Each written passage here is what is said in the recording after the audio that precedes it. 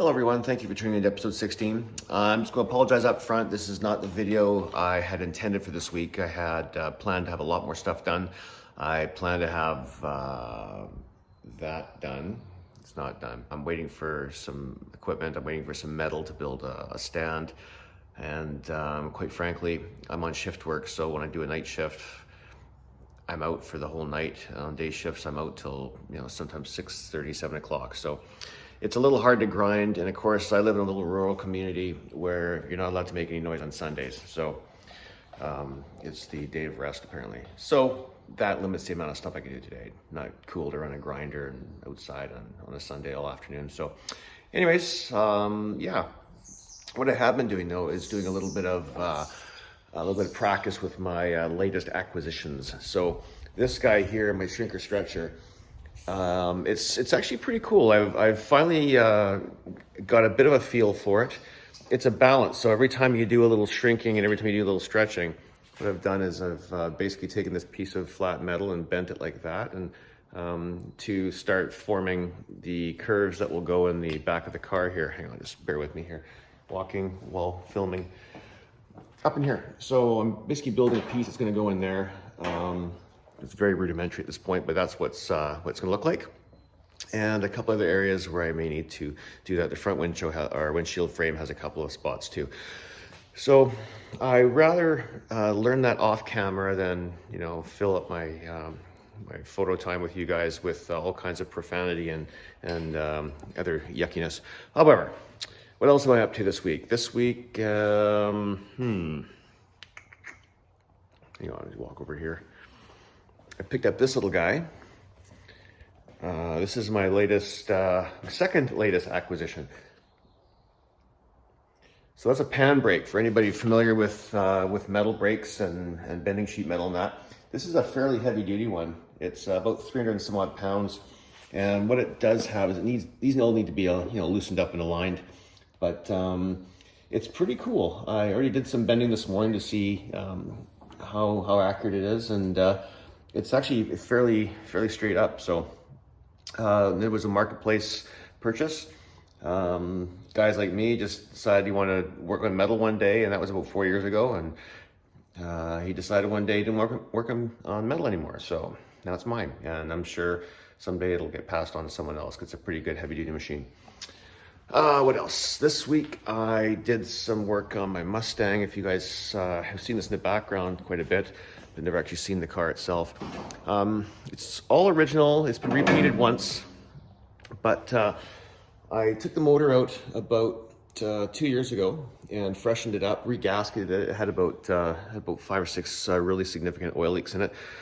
Painted everything, and then I was going to reclutch it, but it had been done not that long ago actually, so it was in pretty good shape. But other than that, it's pretty much bone stock. I'm going to replace this radiator. I got to flush everything first. This has got straight water in it, or it had straight water in it, which left a lot of that calcium in the cooling system. So I got to flush all that out, put new coolant in, and see if it doesn't have any cooling issues right now, but it's definitely got the potential to have some. And what else am I going to do here? Oh, all this good stuff here is going to get done when I do the front suspension. Hopefully I can do that this summer if time permitting and money permitting. And then take the whole front end apart, re-bushing everything, blast everything, paint it, put it back in with new brakes. And because these have what I call the holy crap brakes, which are the single master cylinder 4-wheel drum.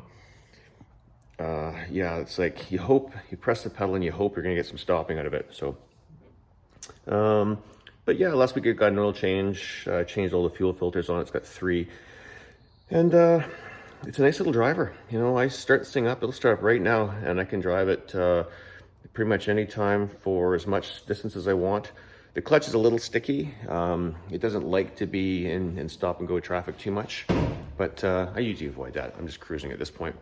But some stuff I am going to do this car this summer as well is these rain gutters here. Got a little bit of rust in them.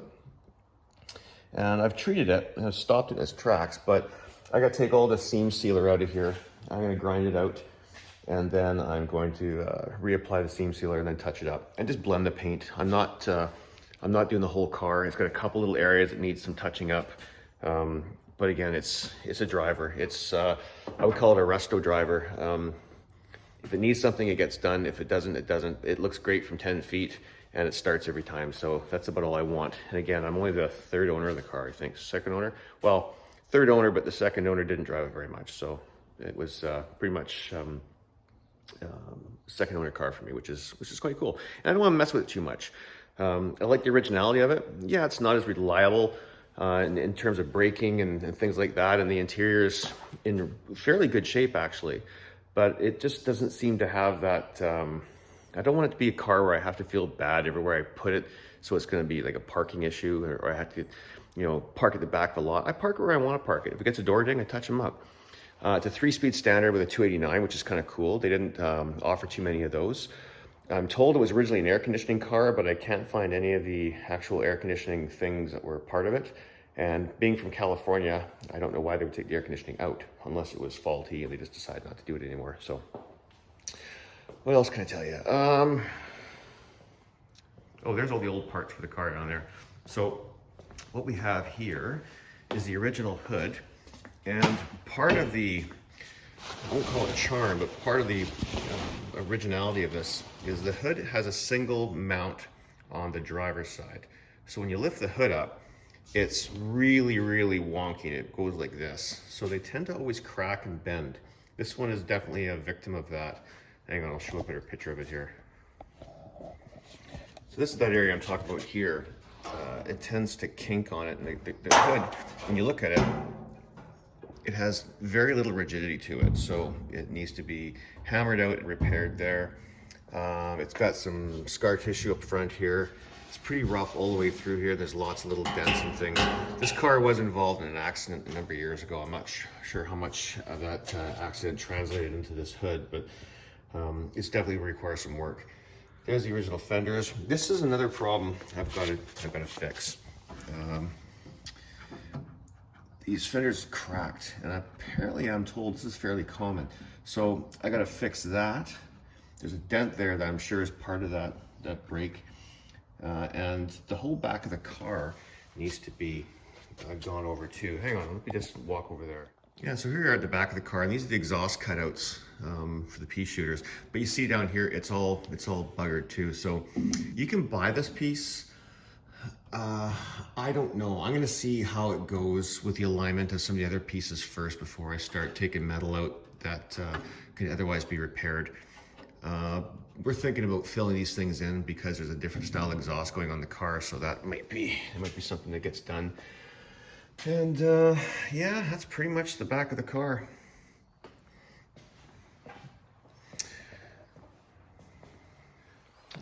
So that's just a little brief shop tour of where we're at with some of the projects and some of the things that are coming down the pipe pretty soon. Maybe not as soon as I'd liked, but again, every project you can expect some challenges and delays with, and we're right there with this one.